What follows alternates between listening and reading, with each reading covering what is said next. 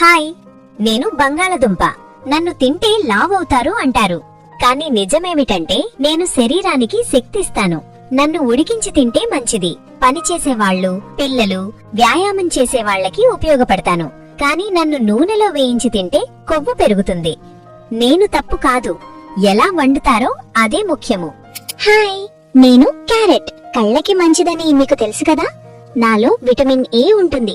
నన్ను ముక్కలుగా తింటే శరీరానికి మేలు. కానీ జ్యూస్ చేసి ఎక్కువగా తాగితే బ్లడ్ షుగర్ త్వరగా పెరుగుతుంది. ముక్కలుగా తింటేనే మంచిది. హాయ్, నేను బీట్రూట్.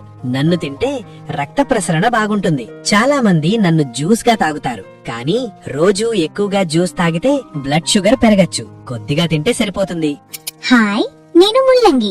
నన్ను తింటే జీర్ణం బాగా జరుగుతుంది. నాలో ఫైబర్ ఉంటుంది. కానీ ఎక్కువగా తింటే వాయువు సమస్య రావచ్చు. కొద్దిగా తింటే మంచిది. హాయ్, నేను చిలగడదుంప. నాలో ఎనర్జీ నెమ్మదిగా రిలీజ్ అవుతుంది. అందుకే చాలా మంది నన్ను డైట్ లో పెడతారు. నన్ను ఉడికించి లేదా కాల్చి తింటే మంచిది. నూనెలో వేయించి తింటే లాభం తగ్గిపోతుంది.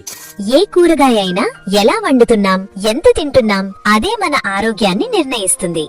మీకేది ఎక్కువగా ఇష్టం? కామెంట్లో చెప్పండి.